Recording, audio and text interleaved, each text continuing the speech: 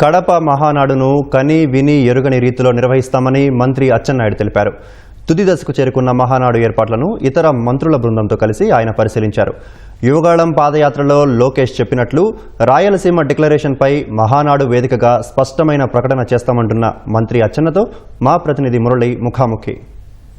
27, 28, 29 3 రోజుల పాటు నిర్వహించే మహానాడు కోసం పార్టీ కావచ్చు, ప్రభుత్వం కావచ్చు పటిష్టమైనటువంటి ఏర్పాట్లు చేసింది. ఈ ఏర్పాట్లన్నింటినీ కూడా మంత్రుల బృందం ఈ ప్రాంగణానికి చేరుకొని సమీక్షిస్తున్నటువంటి పరిస్థితి. ప్రస్తుతం మన దగ్గర వ్యవసాయ శాఖ మంత్రి అచ్చెన్నాయుడు గారు మన దగ్గర ఉన్నారు. ఆయన అడిగి మరిన్ని విషయాలు తెలుసుకుందాం. చెప్పండి, ఈ రాయలసీమలో అదేవిధంగా కడపలో చరిత్రలో తొలిసారిగా మహానాడు నిర్వహిస్తున్నారు.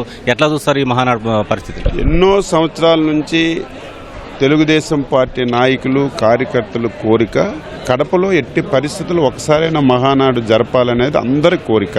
దానికి తోడు మొన్న జరిగినటువంటి ఎన్నికల్లో తెలుగుదేశం పార్టీకి ఎప్పుడూ ఇవ్వనటువంటి విజయాన్ని ఇచ్చారు. అందుకే ప్రత్యేకంగా చంద్రబాబు నాయుడు గారు ఒక అడుగు ముందుకేసి లోకేష్ బాబు గారు ఎట్టి పరిస్థితుల్లో కడపలోనే మహానాడు పెట్టాలని చెప్పి నిర్ణయం చేశాం. కడపలో సువిశాలమైనటువంటి ప్లేస్ మాకు దొరికింది. ఈరోజు మీరే చూశారు, ఎప్పుడూ ఇటువంటి ఏర్పాట్లు జరగలేదు. ఫస్ట్ టైం నభూతో నభవిష్యత్ అనే విధంగా వచ్చిన ప్రతినిధులందరికీ కూడా అన్ని సౌకర్యాలతో బ్రహ్మాండమైనటువంటి ప్రాంగణాన్ని ఏర్పాటు చేశాం. 2 రోజులు ఇక్కడ ప్రతినిధుల సభ, 3వ రోజు అక్కడ బహిరంగ సభ. మీరు ఇన్ని మహానాడులు చూశారు. ఈసారి మహానాడు ఒక చేంజింగ్ మహానాడు జరుగుతుంది.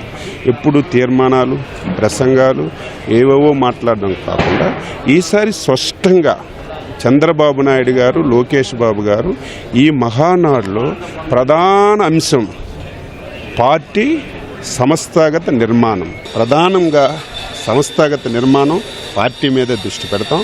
ఈరోజు 6 సూత్రాలని సెలెక్ట్ చేశాం. 1 కార్యకర్త అధినేత, 2 టెక్నాలజీ ఉపయోగించుకొని వ్యవసాయాన్ని లాభసాటిగా చేయడం, 3వది సమాజంలో సగభాగం ఉన్నటువంటి మహిళల గురించి చర్చించడం. నాకు తెలిసి నేను ఎన్నో మహానాడులకు అటెండ్ అయ్యాను. ఈసారి ఒక వినూత్నంగా ఒక నూతన వరవడితో ఈ మహానాడు జరగబోతుంది. ఏదైతే బహిరంగ సభలో ఈ రాష్ట్ర ప్రజలకి స్పష్టమైనటువంటి సమాచారం ఇవ్వడానికి ఈ మహానాన్ని ఉపయోగించుకుంటామని ఈ సందర్భంగా తెలియజేస్తారు. రాయలసీమలో అత్యధిక స్థానాలు ఈసారి ఎన్నికల్లో తెలుగుదేశం పార్టీ కైవసం చేసుకుంది. ఇప్పుడు రాయలసీమలో మహానాడు ఏర్పాటు చేస్తున్నారు. ఈ రాయలసీమ కోసం ఏమైనా ముఖ్యమంత్రి చంద్రబాబు ప్రకటన చేసేటువంటి అవకాశం ఉంది ఏమైనా ప్రాజెక్టుల విషయంలో? ఇప్పటికే రాయలసీమ ఒకప్పుడు రాయలసీమ, చంద్రబాబు నాయుడు గారు విజన్తో ఇప్పుడిప్పుడే రాయలసీమ అభివృద్ధి జరుగుతుంది.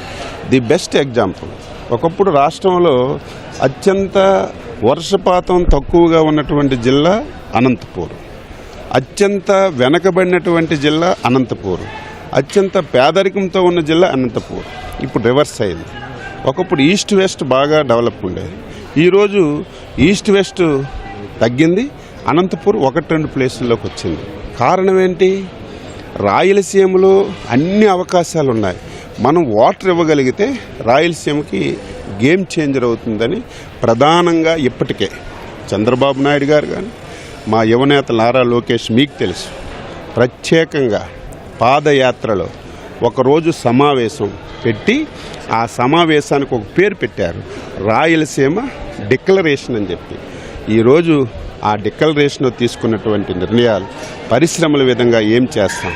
ఈరోజు వాటర్ ఇప్పటికే హంద్రీనివా కానీ గాలేరు నగిరి కానీ పూర్తి చేస్తున్నాం.